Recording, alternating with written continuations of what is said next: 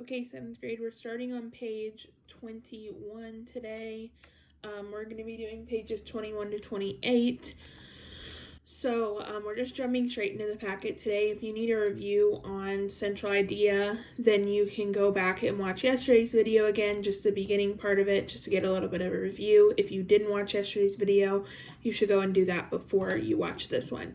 So first thing we're going to do is we're going to read through this story together, which is a biography, which a biography means that it is about a certain person, in this case Martha Graham, but it's written by someone other than Martha. If it was an autobiography, auto means self, that would mean it would be written about her by her.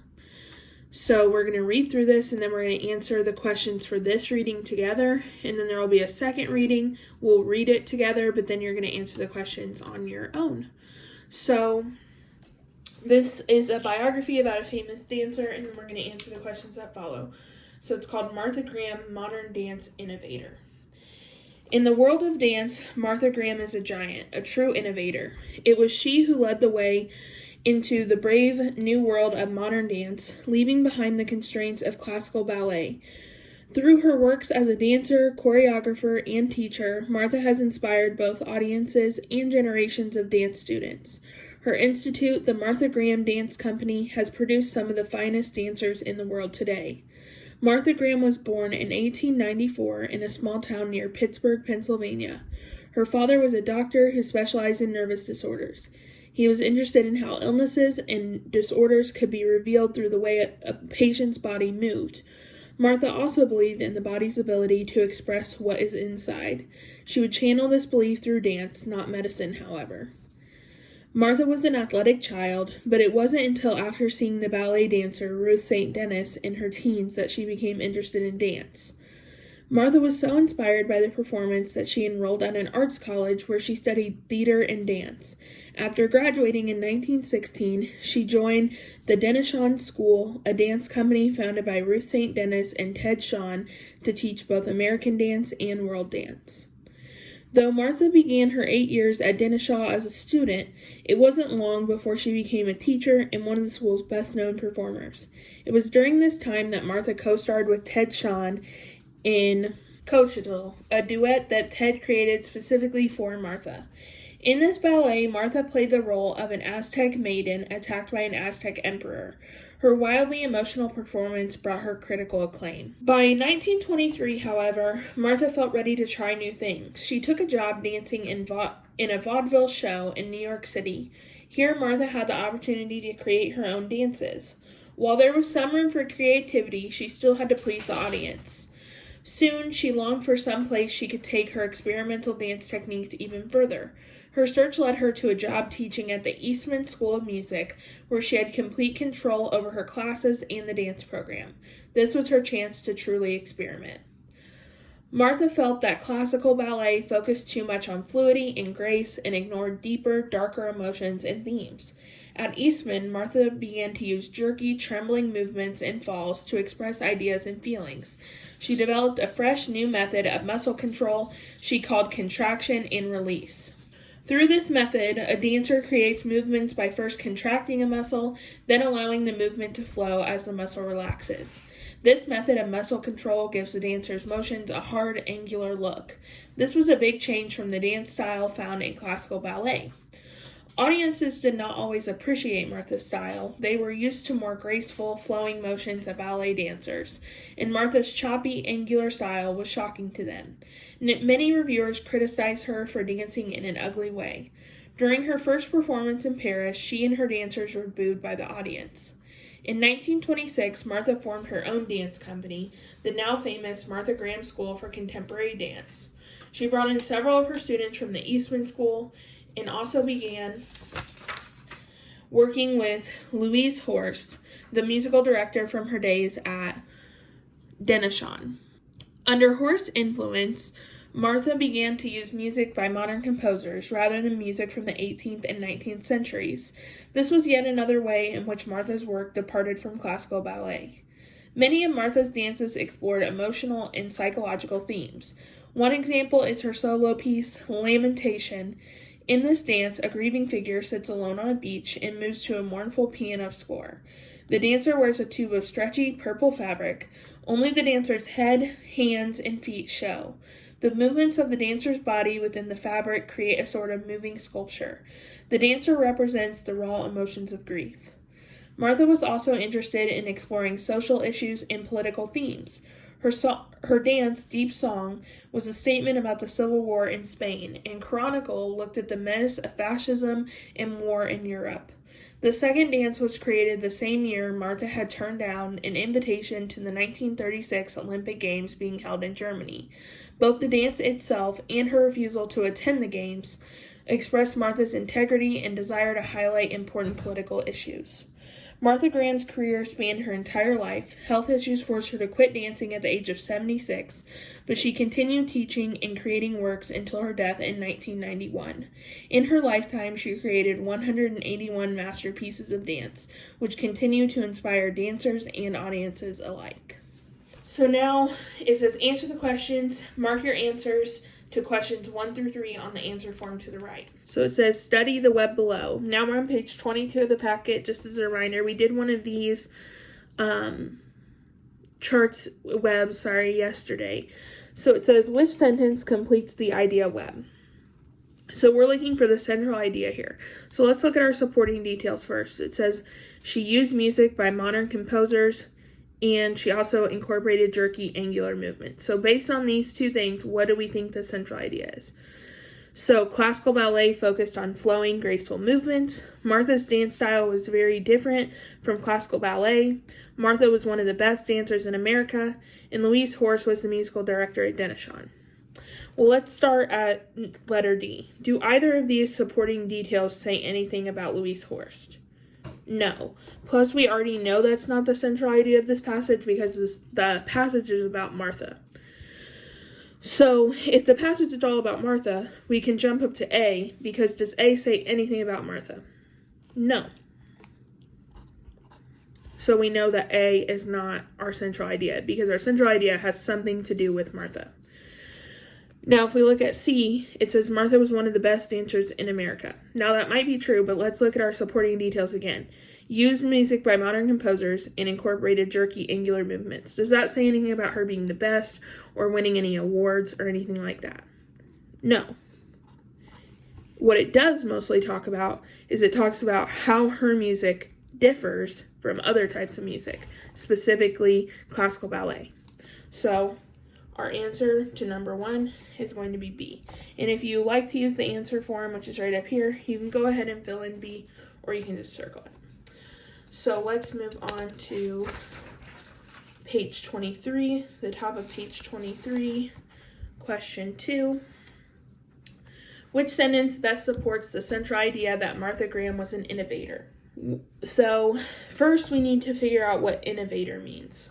So the word innovator, that she is a person who creates new ideas and develops new things. So basically the idea that she created new types of dances and changed the way that people looked at dancing.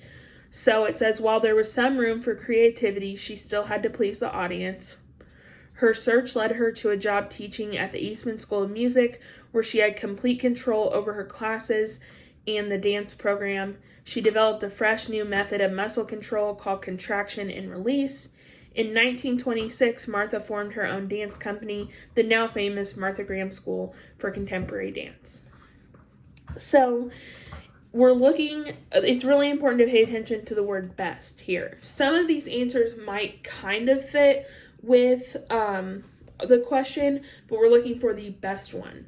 So let's start with letter D. It says, in 1926, Martha formed her own dance company, the now famous Martha Graham School for Contemporary Dance. So does this really say anything about her changing anything in dance? She's creating her own dance company, sure, but does it actually say anything about her changing anything or creating something new other than just making her own dance company? No. So D is not going to be our answer. Now let's go back up to A. While there was some room for creativity, she still had to please the audience. Well, this is saying that she in some ways could not be an innovator because she still had to please her audience. So A is not going to be our answer. B says her search led her to a job teaching at the Eastman School of Music, where she had complete control over her classes and the dance program. Now, this might be one of the answers where you're like, yeah, that kind of fits, but it's not our best answer, maybe. So let's look at letter C before we eliminate B. It says she developed a fresh new method of muscle control she called contraction and release. This one here, she's creating something new. She's creating a new method or idea, and so C is going to be a better answer than B. Let's move on to 3. It says, which sentence could be added to best support the idea that Graham was an innovator? By 1927, Graham was working full-time as a dancer and choreographer. Graham was the first choreographer to fully collaborate with other modern artists. During the Depression in the 1930s, Graham sewed her costumes by herself, and Graham was given the title Dancer of the Century by Time magazine in 1998. So, if we look at A, it says by 1927, Graham was working full-time as a dancer and choreographer. So, that doesn't really, again, say anything about her creating anything or taking part in new ideas. So, let's jump down to D. Graham was given the title Dancer of the Century by Time magazine.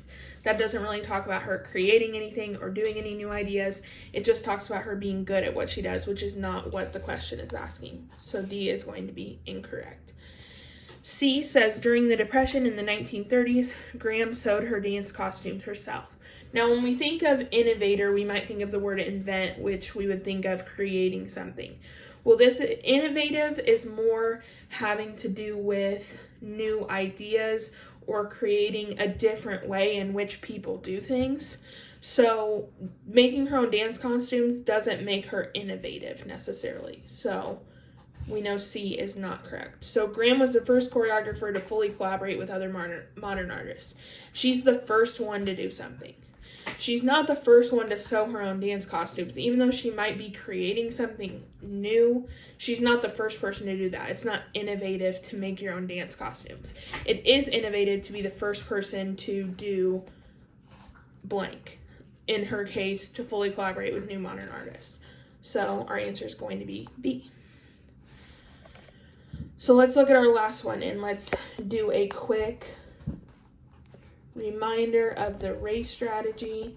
Okay, so I just took a quick break to write the race strategy up there because we need to be able to use that when we are writing our answers. So if we look here, the question says, describe the central idea of paragraphs 9 and 10. Identify at least 2 details the author used to develop the central idea. Well, first what we need to do is go back and reread 9 and 10. So let's go look at these 2 here. And again, what we're looking for in 9 and 10 is that we need to describe the central idea. And then we need to identify at least 2 details that the author used to develop the central idea. So it says, many of Martha's dances explored emotional and psychological themes. One example is her solo piece, Lamentation. In this dance, a grieving figure sits alone on a beach and moves to a mournful piano score. The dancer wears a tube of stretchy purple fabric. Only the dancer's head, hands, and feet show. The movement of the dancer's body within the fabric creates a sort of moving sculpture. The dancer represents the raw emotions of grief. Martha was also interested in exploring social issues and political themes. Her dance Deep Song was a statement about the Civil War in Spain. In Chronicle, looked at the menace of fascism and war in Europe. The second dance was created the same year Martha had turned down an invitation to the 1936 Olympic Games being held in Germany. Both the dance itself and her refusal to attend the games expressed Martha's integrity and desire to highlight important political issues. So, if we look here in these 2 paragraphs, again, we're looking at 9 and 10, which if you're ever wondering what paragraphs we're on, it has the numbers right over here. So we're looking at 9 and 10. So let's read back to the question. So it says, describe the central idea of paragraphs 9 and 10, and then 2 details that the author used to develop that central idea.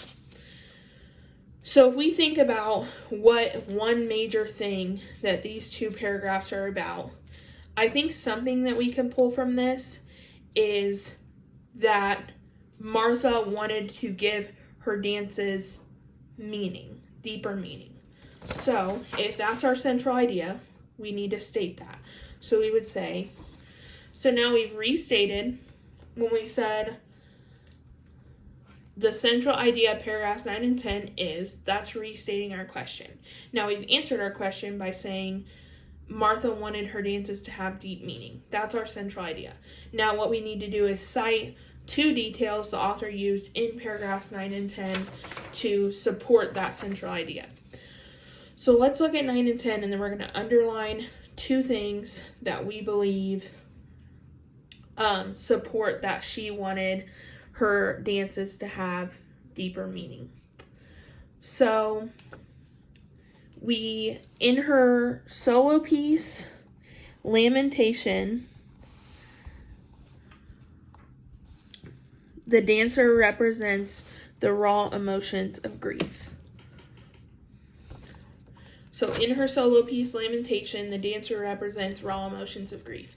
That is one key detail from the 2 paragraphs that supports our idea that she wants her dances to have deeper meaning. Let's look at paragraph 9. Martha was also interested in exploring social issues and political themes. Her dance chronicle looked at the menace of fascism and war in Europe.